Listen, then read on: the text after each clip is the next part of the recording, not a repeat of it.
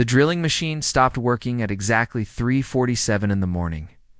Dr. Hyun-woo Kim pulled off his safety helmet and wiped the sweat from his forehead. The machine had been cutting through solid rock for 6 hours straight. Now it sat silent.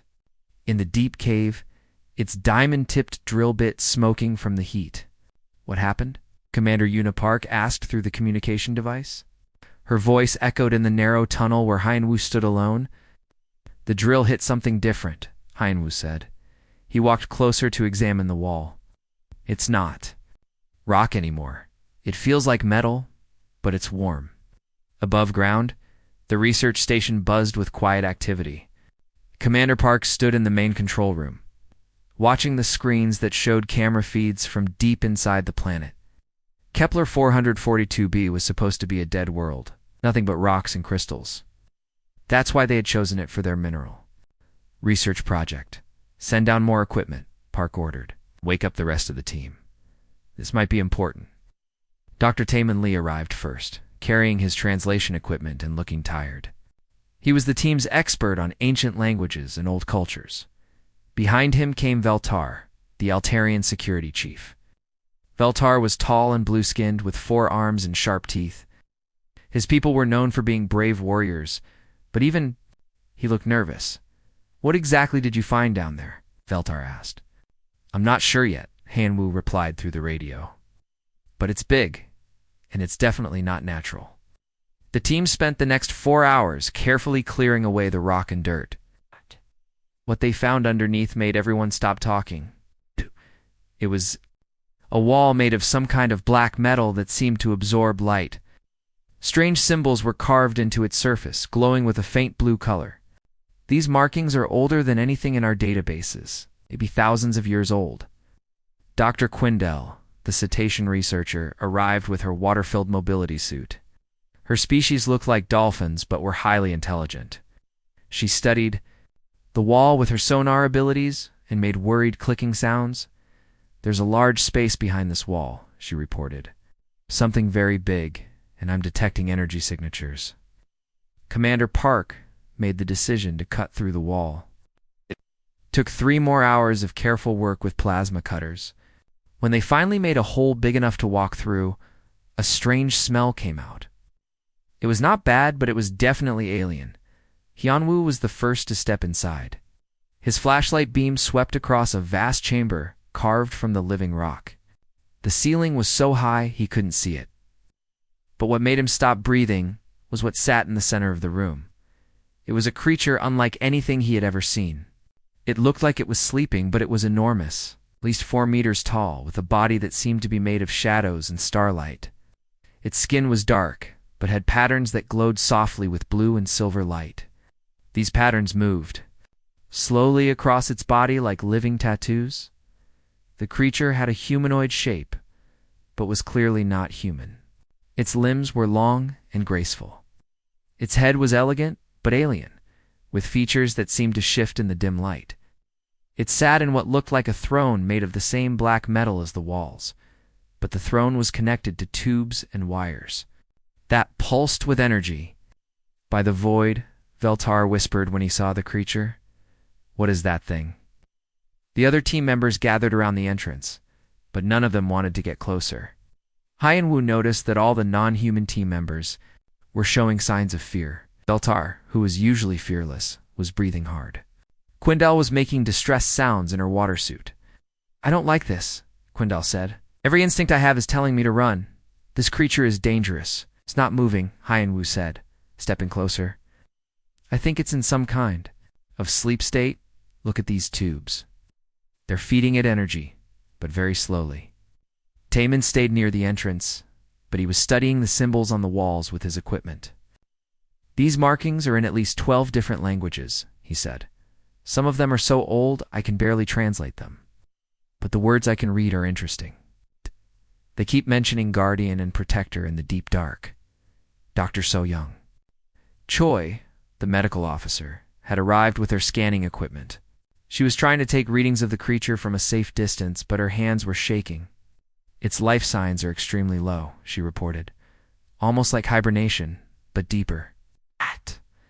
Much deeper." This creature has been sleeping for a very long time. The chamber itself was amazing. The walls were covered in more symbols and what looked like star maps. There were other machines around the room, all connected to the creature's throne by glowing cables. Some of the machines were still working, making soft humming sounds.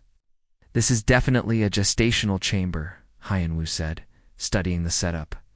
But not for birth. For some kind of long-term hibernation. This creature has been sleeping here for centuries, maybe longer. What puzzled him most was why the other team members were so afraid. Hyan-Wu felt no fear when he looked at the creature. Neither did Commander Park or any of the other humans. But every alien team member was showing clear signs of panic.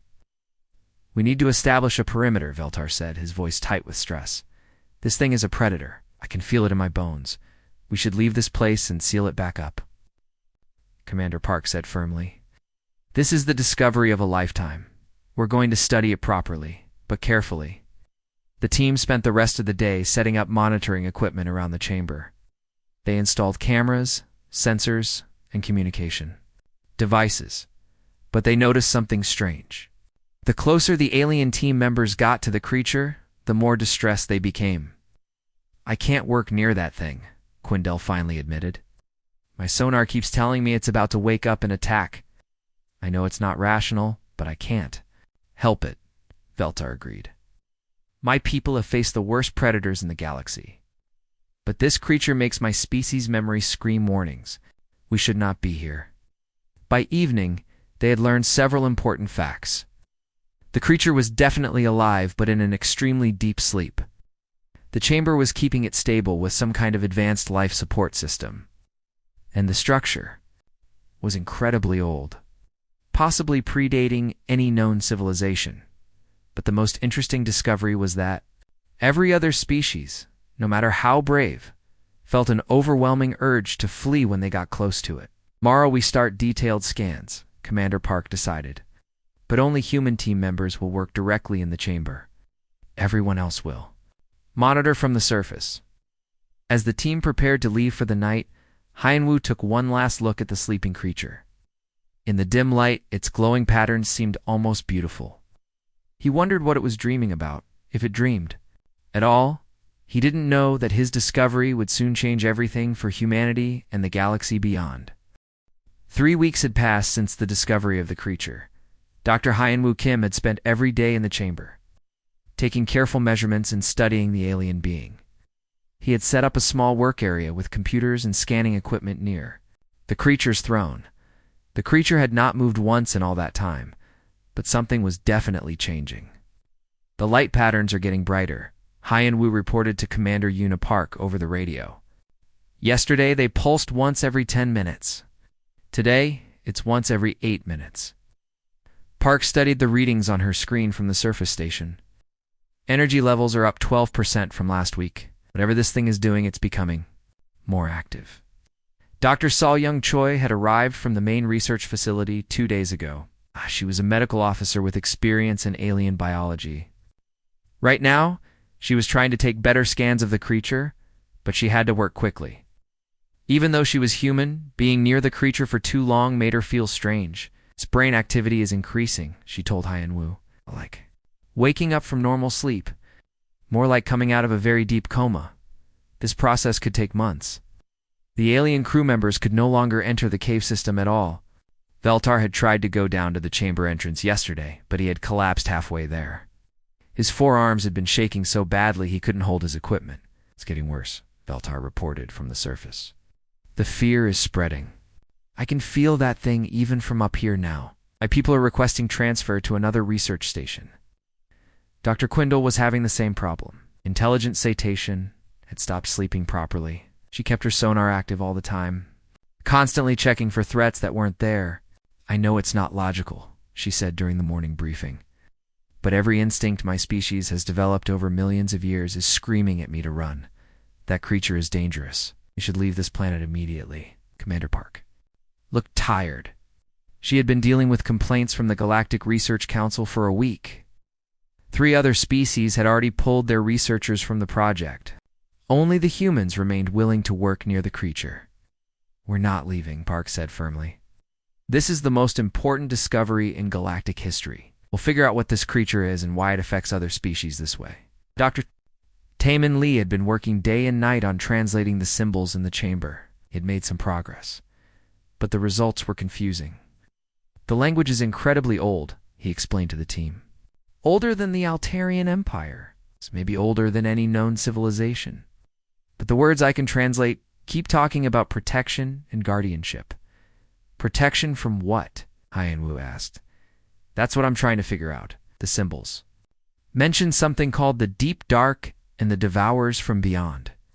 It sounds like this creature and its kind were fighting something terrible.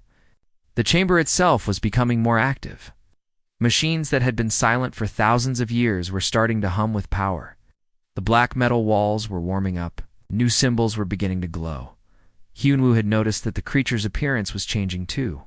Its skin was becoming less transparent. The flowing patterns of light under its skin were moving faster. Sometimes he thought he could see its chest rising and falling as if it was starting to breathe more normally. The gestational chamber is preparing for something, he told the team. All the life support systems are working harder. It's like the creature is getting ready to wake up. Dr. So-Young Choi was worried about the timeline. If this process continues at the current rate, the creature will be fully awake in about 2 months. We need to decide what we're going to do when that happens. Do we have any idea how big this species was? Commander Park asked. Are there others like it out there? Timon had been researching that question. From what I can translate, they were called the Shadowkin. They seem to have been present throughout the galaxy at one time. There are references to them in at least 20 different ancient cultures, but then all mentions of them just stop. They disappeared from the historical record about 3,000 years ago. Disappeared how? Hyan-Woo asked. I think they went into hibernation. All of them. At the same time. Like they were waiting for something. The mystery deepened when So-Young made an important discovery. She had been studying the creature's biology and found something unexpected. This being is incredibly old, she announced. I mean, really old. The cellular structures I can scan suggest it might be over 10,000 years old. Maybe much older. That's impossible, Veltar said from his position near the surface entrance. Even being that close to the chamber made him nervous. No creature can live that long. This one can, So-Young replied. The hibernation process doesn't just slow down aging. It almost stops it completely.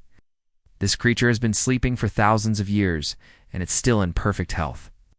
The implications were staggering. The Shadowkin could live for thousands of years, and they had been present throughout the galaxy. What had happened to them? Why had they all gone to sleep at the same time? Dunwo was spending more time in the chamber, sometimes staying there for 12 hours at a time. He had started to feel a strange connection to the creature. Not fear like the other species felt, but something else. Almost like recognition. I think it knows I'm here, he told Commander Park one evening. The light patterns change when I move around the chamber. And sometimes I feel like it's watching me, even though its eyes are closed. The energy readings from the chamber were becoming more complex. The simple pulses had become intricate patterns that almost looked like communication signals. Dr. Taemin was trying to decode them, but he needed more time. If these patterns are a language, he said, then the creature might be trying to communicate. Even while sleeping, it could be sending out some kind of automatic message. A message to who? Park asked. That's what worries me. Maybe to others of its kind. Or maybe to whatever it was originally fighting against.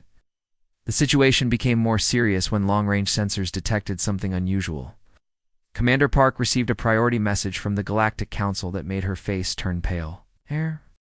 Picking up movement in the outer systems, she announced to the team. Something big is heading toward our section of the galaxy. The Council doesn't know what it is, but it's moving fast, and it's not responding to any communication attempts. The timing seemed too convenient to be a coincidence.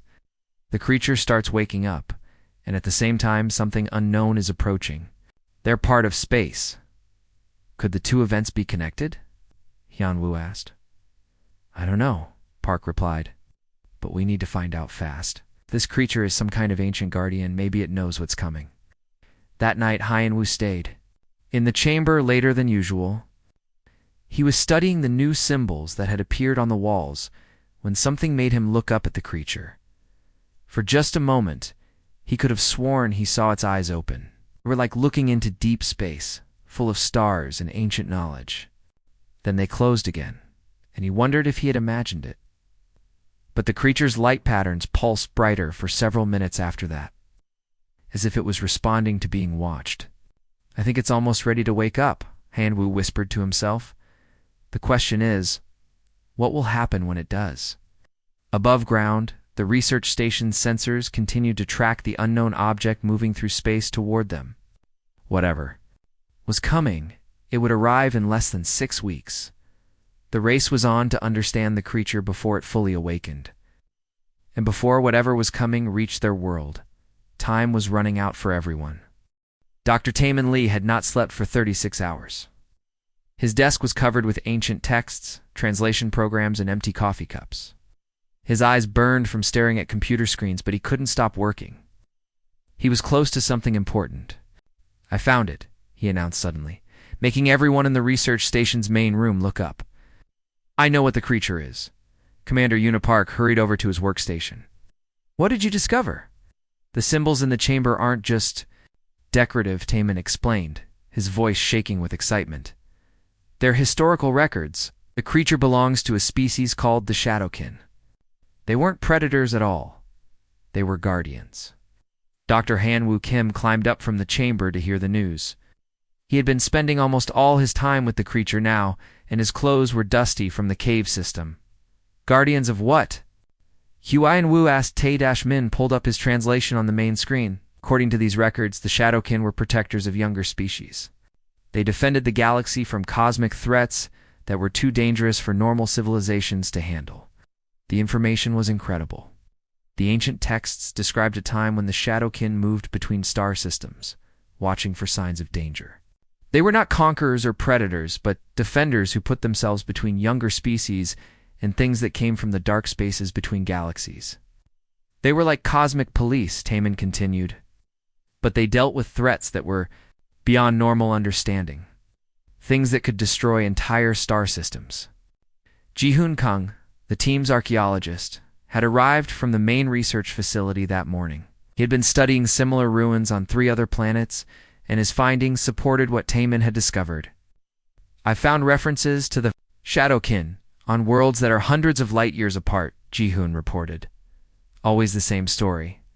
They appear when something terrible threatens the local systems. They fight the threat, then disappear again." "But why did they go into hibernation?" Commander Park asked. "Because the threats they fought were cyclical," Taemin explained. "The ancient texts talk about something called the returning darkness. That comes from beyond the galactic rim every few thousand years.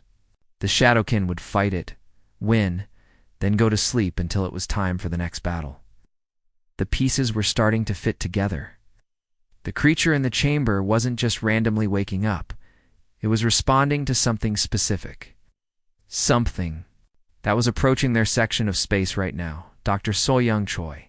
Ilday had been monitoring the creature's vital signs during the conversation. "Its brain activity is increasing rapidly," she reported. "Whatever is coming, the creature knows about it." Sujin Han, the communications officer, had been tracking the unknown object that was moving through space toward them. Her latest report was troubling. "The object has increased speed," she announced. "It's now moving faster than any known ship or natural phenomenon, and it's not alone. Long-range sensors are detecting at least 12 similar objects moving in formation." The connection was becoming clear. The Shadowkin creature was waking up because the ancient threat was returning, but there was a problem. According to the historical records, the Shadowkin had always worked together. They had never faced these cosmic threats alone. "How many Shadowkin were there originally?" Huayan Wu asked. Ji-Hoon had been studying that question. "From what I can tell, there were thousands of them, maybe tens of thousands. They had bases throughout the galaxy, all connected by some kind of communication network." "So where are the others?" Park asked.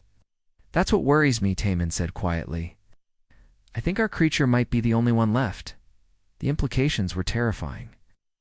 If the ancient threat was returning, and there was only one Shadowkin left to fight it, the galaxy was in serious danger. The creature in the chamber might be the only thing standing between civilization and complete destruction. Hyen-Woo returned to the chamber with new understanding. When he looked at the creature now, he didn't see a sleeping monster, saw lone guardian who had been waiting for thousands of years to fulfill an ancient duty. The creature's appearance had changed dramatically over the past few days. Its skin was now completely solid, no longer transparent. The light patterns under its skin moved in complex rhythms that almost looked like thoughts. Sometimes the patterns would pulse in sync with the approaching objects in space. "I think it's trying to communicate," Hyen-Woo told the team. "Not with us, but with something else. Maybe with the other Shadowkin bases." Taemin had been studying the communication patterns. Pulses matched some of the ancient symbols in the chamber. "It's definitely a language, but it's unlike anything I've ever seen. It's not just words. It's like the creature is transmitting emotions and memories." Dr. So-young had made another important discovery about the creature's biology. The hibernation process did more than just preserve it, she explained. It actually made it stronger. The creature's body has been slowly building up energy for thousands of years. When it wakes up, it's going to be incredibly powerful. But power alone might not be enough. The ancient texts that Taemin had translated described the cosmic threats as beings that consumed entire star systems. They didn't just destroy planets.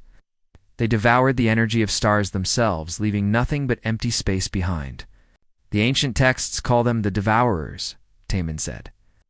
They come from the spaces between galaxies, where there are no stars.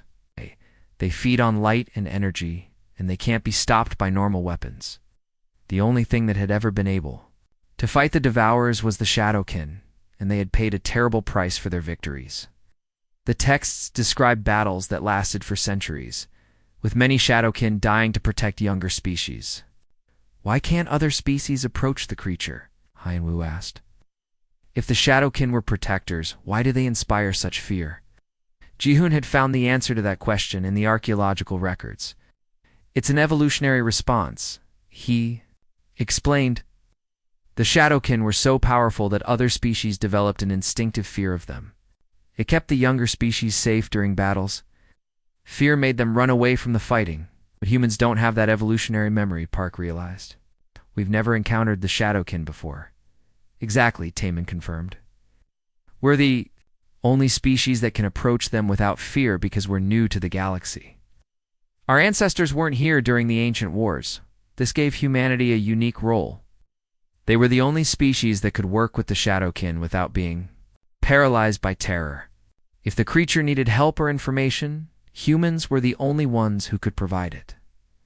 The situation became more urgent when Sujin detected changes in the approaching objects. "They're slowing down," she reported. "But they're also spreading out. It looks like they're preparing to surround our entire stellar region." The creature's awakening was accelerating. The gestational chamber was now glowing brightly, and the air around it hummed with energy. Machines that had been silent for millennia were coming online, preparing for something momentous. "How long before it's fully awake?" Park asked. "At the current rate, maybe a week," So-young replied. "But the process could speed up if the creature senses immediate danger." Hyen-Woo had been studying the chamber's star maps. They showed the positions of other Shadowkin bases throughout the galaxy. But when he tried to contact them using the communication equipment, there was no response.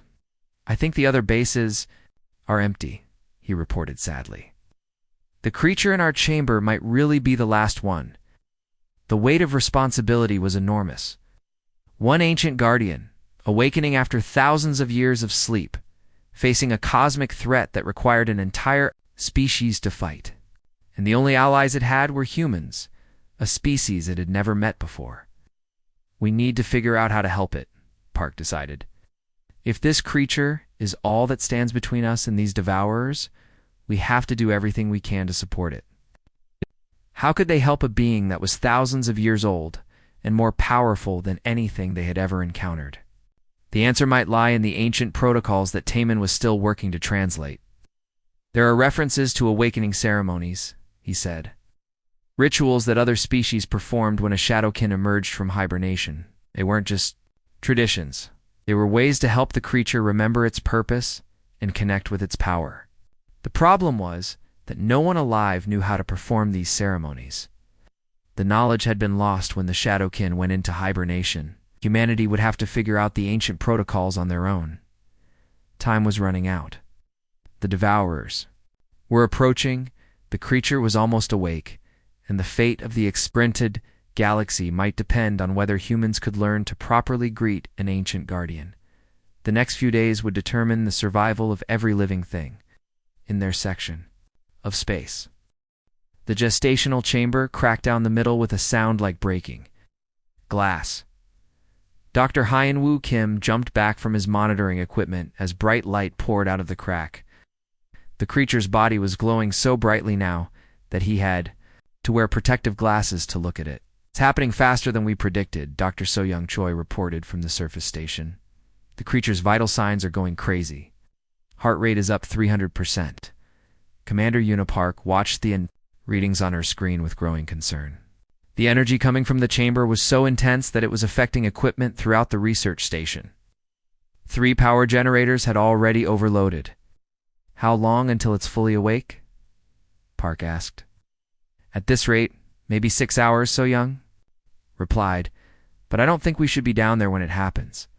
The problem was getting worse by the hour. Every non-human crew member on the station was now showing severe psychological distress. Veltar, the brave Altarian security chief, had locked himself in his quarters and refused to come out. His hands shook so badly he couldn't hold a weapon. "The fear is getting stronger," he reported through his door. "I can feel that thing in my mind. It's like standing next to a black hole. My instincts are screaming at me to run, but there's nowhere to go." Dr. Quindell was having panic attacks every few minutes. The intelligence citation had to be sedated by the medical team because she kept trying to damage the station's communication systems. In her terrified state, she believed that calling for help would only attract the creature's attention. "I've studied the most dangerous predators in the galaxy," she said between attacks. "But this is different. This creature isn't just dangerous. It's ancient and powerful in ways we can't understand. We should never have woken it up." The situation was so bad that most of the alien crew members had requested emergency evacuation. 3 transport ships were on their way to pick them up, but they wouldn't arrive for another 2 days. Only the humans remained calm. Dr. Hyen-Woo had been in the chamber for 18 hours straight, monitoring the creature's awakening process. He felt no fear, only fascination and a strange sense of anticipation. "The patterns under its skin are forming words now," he reported. "Dr. Taemin, can you translate what it's saying?" Dr. Taemin Lee was working frantically to decode the creatures. Bioluminescent communications. His translation programs were running at maximum capacity, trying to keep up with the rapid changes in the light patterns. "It's not speaking to us," Taemin said. "It's trying to contact other Shadowkin bases. I'm seeing location codes for star systems across the galaxy, but there's no response coming back." The creature seemed to be growing more agitated as its attempts at communication failed. The light patterns were becoming more desperate, cycling through what looked like emergency protocols and distress signals. "It's realizing that it's alone," Hyen-Woo said sadly. "For thousands of years, it's been connected to a network of other guardians. Now, it's waking up to silence." The approaching threat was getting closer. Sujin Hun, the communications officer, had been tracking the unknown objects for days. Her latest report was terrifying. "The Devourers have reached the outer edge of our star system," she announced. "They're moving in a coordinated pattern, surrounding us from all directions. And they're doing something to the space around them." The long-range sensors were detecting gravitational distortions around the approaching objects. Stars in nearby systems were dimming, as if their light was being pulled away. The Devourers were already beginning to feed. "How much time do we have?" Park asked. "Maybe 12 hours before they reach our planet," Sujin replied. "But they're affecting our sun already. Solar output is down 8% and falling." The creature in the chamber seemed to sense the approaching danger. Its awakening process suddenly accelerated. Gestational chamber began to dissolve, turning into liquid that was absorbed back into the floor. The tubes and wires that had kept the creature alive for thousands of years detached themselves. "It's happening now," Hyen Wu called out as the creature is waking up. Dr. Minho Yoon, the team's psychiatrist, had been studying the psychological effects of the creature's presence. His research showed that the fear response was getting stronger as the creature became more active. The terror isn't random, he explained, specifically designed to make other species run away. This creature's ancestors evolved this ability to protect younger species during battles. Fear kept them safe. But the fear was now so intense that it was affecting the station's ability to function. Engineer Dong-Hook Shin was the only human technician left who could maintain the power systems. All the alien engineers had fled to the surface and refused to work. "I can keep the station running," Dong-Hook reported. "But if we lose power during the creature's awakening, we might not be able to restart the systems." The creature began to move. After thousands of years of perfect stillness, it slowly lifted its head. Its eyes opened for the first time, revealing depths that seemed to contain entire galaxies.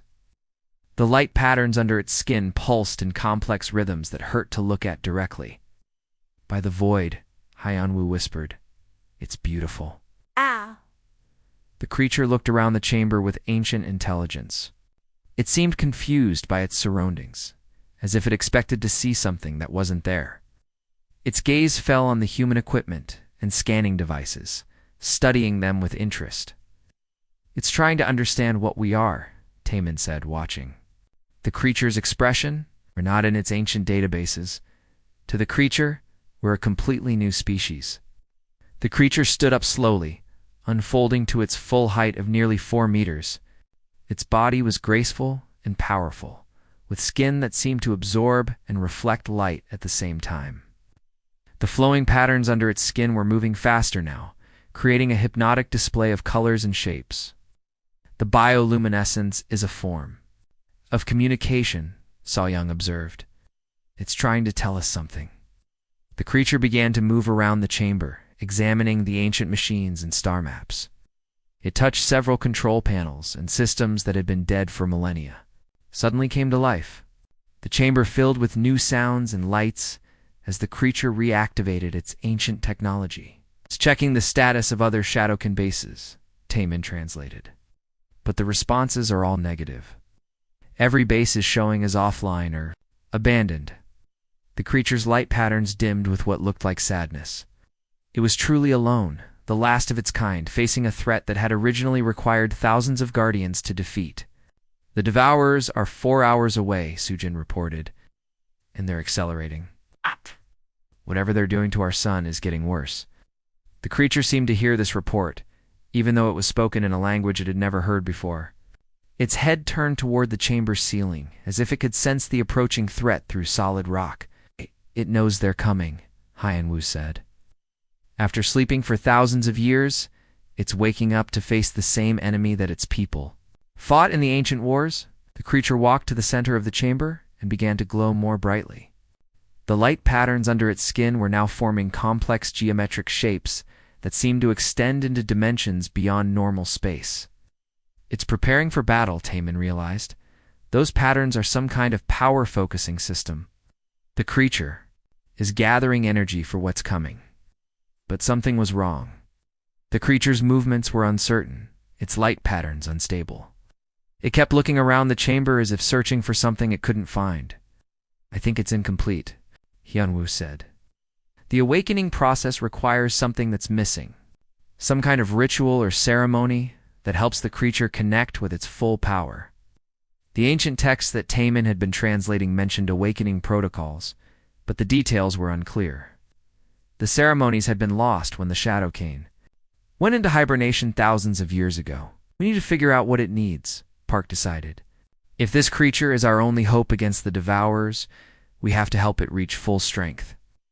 The creature stood in the center of the chamber, glowing with ancient power, but somehow still incomplete. Its light patterns pulsed with what looked like confusion and growing distress.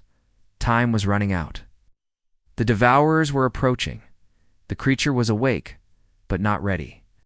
And humanity had to somehow bridge a gap of thousands of years to help an ancient guardian remember its purpose.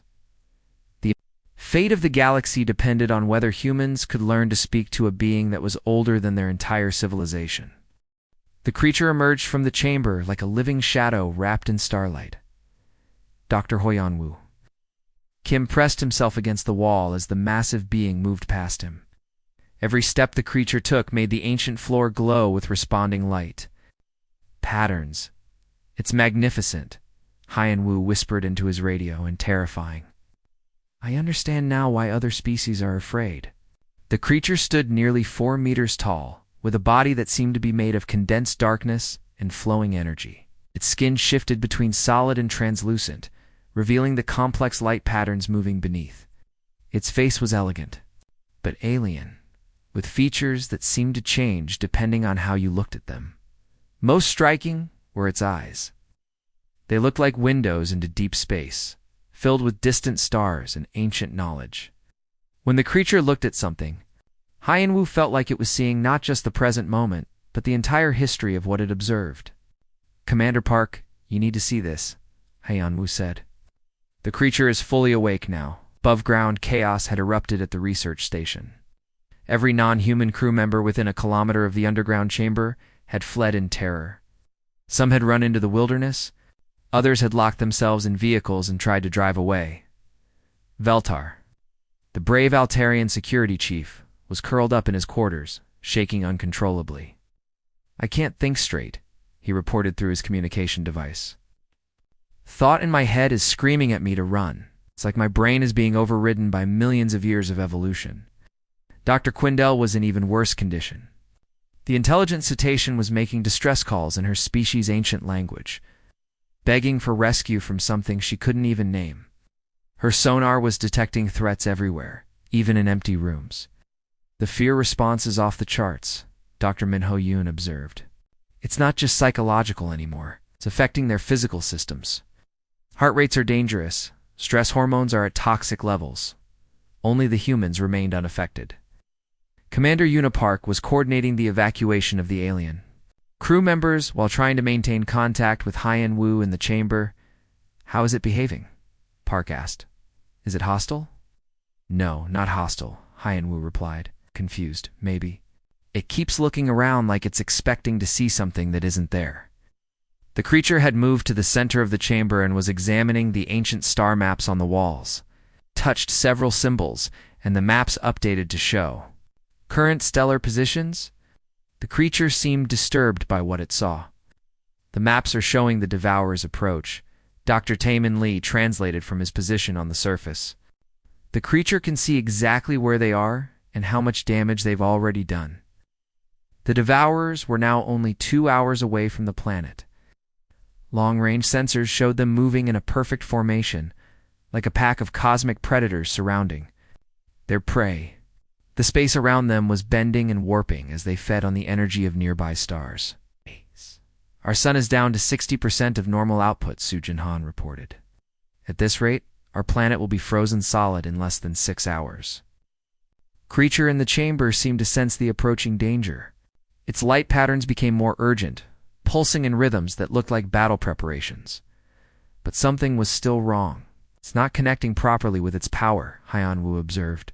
The light patterns are unstable. It's like the creature is trying to remember something it's forgotten. Engineer Dong-Hook Shin was working frantically to keep the station's power systems running. The creature's awakening had created electromagnetic disturbances that were affecting equipment throughout the facility. I'm losing control of the main generators, he reported. The creature's energy field is interfering with our technology. We might have to shut down non-essential systems. The creature began to move through the chamber more rapidly, touching different control panels and ancient machines. Each time it activated something, the chamber filled with new lights and sounds. But the creature's movements were becoming more agitated. It's trying to contact the other Shadowkin bases, Taemin explained. But the communication network has been dead for thousands of years. The creature is realizing that it's completely alone. The creature's light patterns dimmed with what looked like despair. It stood in the center of the chamber, surrounded by the technology of its ancient civilization, but with no one to share the burden of defending the galaxy. This is wrong, Hyan-Wu said suddenly. The creature isn't supposed to wake up alone. There should be others here. There should be ceremonies and rituals to help it remember its purpose. The ancient texts that Taman had been studying mentioned elaborate awakening protocols. When a shadowkin emerged from hibernation, other species would perform ceremonies to honor their sacrifice and help them connect with their power. But those traditions had been lost when the shadowkin disappeared. We need to do something, Park decided. If this creature is our only hope, we have to help it somehow. But we don't know the protocols, Taman protested. The awakening ceremonies were different for each species. We don't even know what language to use. The creature seemed to hear their discussion, turned toward the chamber entrance where the human voices were coming from. Its ancient eyes studied the monitoring equipment and communication devices with growing interest. I think it's trying to understand what we are, Hyunwoo said. To the creature, humans are completely new. We're not in any of its databases. Creature moved slowly toward the chamber entrance. With each step, its presence became more overwhelming.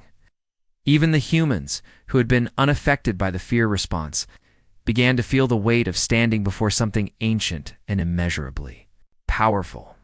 It's coming up to the surface, Hyunwoo reported. I'm going to follow it. Be careful, Park warned. We don't know how it will react to seeing us directly. The creature climbed the winding tunnel that led from the chamber to the surface. Its glowing form illuminated the rock walls, revealing ancient symbols that had been carved there thousands of years ago. The symbols began to glow in response to the creature's presence. When the creature emerged from the cave system, it found itself in the middle of the research station. The human crew members stood at a respectful distance, watching in awe as the ancient guardian looked around at their world. The creature's gaze fell on each human in turn. Its ancient eyes seemed to study them with curiosity rather than hostility. It had never seen their species before, but it recognized something in their behavior that the other species lacked. It's not afraid of us, Park observed, and we're not afraid of it. That's significant. The creature began to glow more brightly, and its light patterns formed complex shapes that extended into the air around it. The patterns were beautiful, but alien-like mathematics made visible. It's trying to communicate, Taman said, but not in words. It's using some kind of conceptual language that bypasses normal speech. The creature's attention turned to the sky, where the approaching devourers were now visible as dark spots against the stars. Its light patterns became more urgent, pulsing with what looked like recognition and preparation. It remembers them, Hyunwoo realized. The creature has fought these things before, maybe many times. But the creature's posture showed uncertainty. It kept looking around the research station, as if searching for something it couldn't find.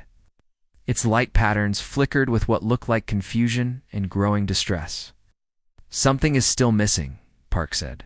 The creature knows what it needs to do, but it can't do it alone. The devourers were now close enough to be seen clearly. They were massive, dark shapes that seemed to bend space around them. Where they passed, stars dimmed and went out. The very fabric of reality seemed to recoil from their presence. 1 hour until they reach our planet, Sujin announced. And our sun is failing fast. We're running out of time. The creature stood in the center of the research station, glowing with ancient power but somehow still incomplete. Its light patterns pulsed with growing desperation as it tried to connect with abilities it had once possessed. The awakening process isn't finished, Hyunwoo realized. The creature needs something more, some kind of recognition or acknowledgement that we don't know how to give. The fate of the galaxy hung in the balance. The ancient guardian was awake and ready to fight, but it couldn't access its full power without the proper protocols. The only species that could help it was humanity, who'd never seen these ceremonies before. Time was running out, and the devourers were almost upon them. The creature's light patterns were fading. Dr. Hyunwoo. Kim watched in horror as the ancient guardian's glow dimmed with each passing minute. The massive being stood in the center of the research station, its star-filled eyes reflecting a sadness that seemed to span millennia. It's giving up, Hyunwoo whispered. The creature is losing hope. The devourers were now visible in the sky, as dark tears in space itself. Where they moved. Stars disappeared completely, leaving behind patches of absolute darkness. The temperature on the planet was dropping rapidly as their sun continued to fail. 30 minutes until they reach us, Sujin Han announced. Solar output is down to 20%. We're going to freeze before they get here, Commander Unipark watched the creature with growing desperation. There has to be something we can do, some way to help it remember its purpose. Dr. Taemin Lee was frantically scrolling through the ancient texts on his computer. The awakening ceremonies were different for each species, he said, but they all had common elements. Recognition, respect, acknowledgement of sacrifice. What kind of sacrifice? Hyan Wu asked.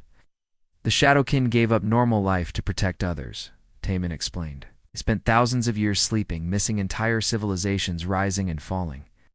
They sacrificed their own existence to be ready when the galaxy needed them. The creature seemed to hear this conversation. Its ancient head turned toward the humans, and its light patterns pulsed weakly. It was trying to communicate something, but the message was unclear. I think it's trying to tell us its name, he and Wu realized. In the ancient protocols, the awakening ceremony begins with speaking the Guardian's true name. But how could they learn the creature's name when it was the last of its kind? The ancient databases were incomplete, and the other Shadowkin bases had been silent for thousands of years. Wait, Taemin said suddenly. I found something in the chamber symbols, a personal identifier. The creature's name is Velthes. The creature's light patterns flickered at the sound of its name, but they were still weak. Something else was needed. That's not enough, Hyan Wu said. The name is just the beginning. We need to understand what the ceremony means. Engineer Deng Huxin was watching the power readings from the station's generators. The creature's energy field is fluctuating wildly, he reported. It's like it's trying to access systems that aren't responding. Dr. Soyoung Choi had been studying the creature's biology from a distance. Its power levels are dropping, she said. The awakening process is incomplete. Without the proper protocols, the creature can't reach its full strength. The problem was becoming clear. The Shadowkin had never been meant to face threats alone. They had always worked together, supported by the ceremonies and recognition of the species they protected. But now, Velthes was alone, forgotten by the galaxy it had sworn to defend. The other species are too afraid to help, Park observed. Even if they wanted to perform the ceremonies, they can't get close enough to the creature. But we can, Hyan Wu said quietly. Wow. We're the only species that isn't affected by the fear response. The realization hit him like a physical blow. Humanity wasn't just immune to the Shadowkin's terrifying presence. They were the only species that could stand beside an ancient guardian without running away. They were the only ones who could offer the recognition and respect that Velthes needed. We have to perform the ceremony ourselves, Hyan Wu decided. Even if we don't know the exact words, we have to try. Oh. But we've never done this before, Taemin protested. What if we get it wrong? Then we fail, Park said grimly. But if we don't try, we fail anyway. The Devourers will destroy everything. Hyan Wu walked slowly toward the creature. Velthes watched him approach with ancient eyes that held the weight of eons. The creature's light patterns pulsed weakly, as if it was using the last of its strength to remain conscious. I don't know the proper words, Hyan Wu said, his voice carrying across the research station.